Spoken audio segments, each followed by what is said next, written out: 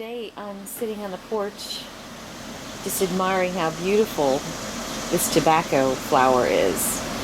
I don't know what variety it is, but I planted 6 this year, and they're delicate when they first get started, so you got to be really careful with them.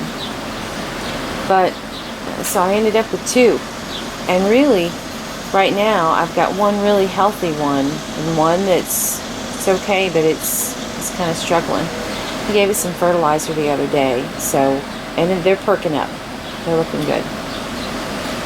But anyway, I was thinking about how beautiful this plant is, and even when I get around it and you touch it, you can tell it's just a beautiful plant.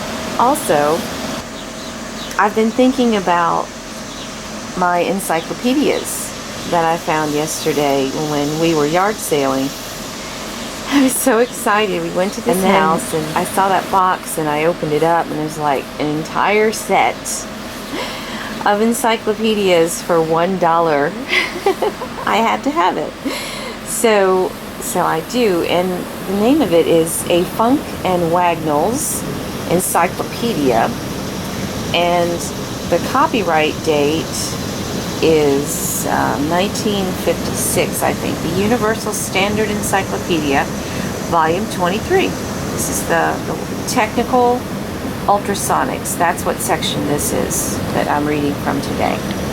And yeah, the copyright on this book was 1956 by Wilfred Funk, Inc. The initial copyright date was 1931. And I remember when I would go to my grandmother's, there wasn't a whole lot to do, but she did have a set of these. And it takes me back right to my grandmother. Anyway, so I thought I would look in the book and see what it has to say about tobacco. Tobacco, common name applied to Nicotiana tabacum, an herb belonging to the nightshade family and cultivated for its leaves, which when cured are used for smoking, chewing, and as snuff. It has broad leaves, terminal panicles of flowers, and 2-celled, 5-valved fruits, many-seeded capsules. It is a native of the Western Hemisphere, where the Aborigines cultivated and used it from remote times. Its generic name is in honor of Jean Nicot, who introduced it into France in 1559 from Spain, where it had been introduced from Santo Domingo in the same year. In 1585, it was taken to England by Sir Francis Drake, and the practice of pipe smoking was introduced among the Elizabethan courtiers by Sir Walter Raleigh. Its use rapidly extended throughout Europe and soon became extensively prevalent among Oriental nations. Tobacco was at first recommended. Okay, and then there's a picture of it. And if this isn't clear, I'll take another picture of it. I'm just going to read it. Liggett and Myers, Standard Oil. And there's women, it looks like women and men inside a fenced area. And looks like they've got it covered. Kind of what it looks like. Above. Seedling Nursery covered with cloth as protection from wind and cold. Right. Transplanting seedlings. One man drops them on ground. Yeah. Others set them. Below. Tractor drawing. Planting machine on which 4 men sit. Each to plant 1 line. Okay. Let's see. And that was on pages 84-84 and 84-85. Okay. All right, another page with Liggett and Myers, Georgia. Agriculture and Industrial Development. Growing tobacco above. Tractor pulling cultivator through a field of plants. Left. Shade-grown tobacco under cheesecloth, covering, barely visible in the picture, stretched across the tops of poles. Below. Harvesting the full-grown leaves. Beautiful. Okay. Alright, and this is a cool picture. Let me make sure that's in focus. Yes. Looks like all different kinds of pipes. Yeah. Alright, and that was 8486. This is page 8487. Tobacco pipes, 1 to 18. Native African pipes, native Australian, native Brazilian, and Eskimo, Patagonian, Brazilian, Paraguayan. Huh. Interesting. Okay, those are cool. I'm going to take some time and look at those. I'll probably take some pictures of these. That way you guys can check them out. From the other page to this one, tobacco was at first recommended for medicinal virtues, but soon became an article of luxury. In America, the culture of tobacco began in Virginia with the earliest settlement of the colony. It is recorded that in 1615, the gardens, fields, and even the streets of Jamestown were planted with tobacco, which immediately became not only the staple crop, but the principal currency of the colony.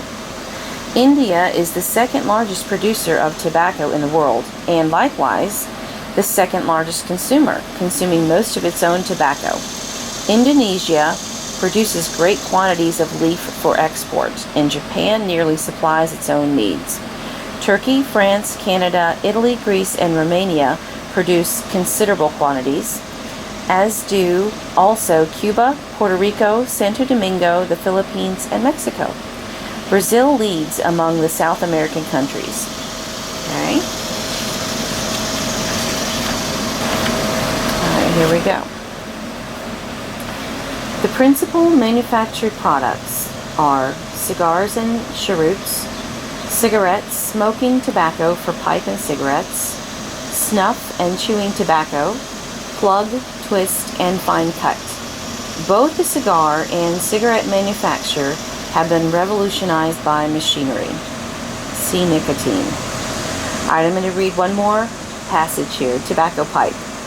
An implement for the smoking of tobacco. Aside from the specimens discovered in ancient sites in Europe, the greatest prehistoric distribution of the pipe is in America. Most of the inventions have grown out of the desire to cool smoke and relieve it of acrid principles, giving rise to the great class of water pipes widespread in Asia and Africa, as the hookah or nargile, Narghile, and the ornate Chinese water pipe, and in other countries resulting in absorbing bowls as the meerschaum, Meerscham, calabash, clay, briar root, or other substances, as well as devices for condensing the nicotine in a receptacle below the bowl, as in the German Langpfeife, Lange, PF as in Frank, EIF as in Frank, E. The opium pipe of China is a special development with a large bowl for the inhalation of a small quantity of fumes from a pellet of burning opium. The hemp pipe of India is a form of water pipe in which tobacco or a mixture of tobacco and hemp may be smoked. The majority of the high-class pipes used in the United States and Europe are made from Algerian and Italian briar. It really is a beautiful plant. I'm glad that I decided to plant it this year. And there is one of its flowers, and I plucked those off because I want the plant to put its energy in growing leaves, not reseeding. And so it keeps regrowing flowers. But in the meantime, each time that I pluck them, I continue to get more and more of the leaf. And there you go. Thanks for watching.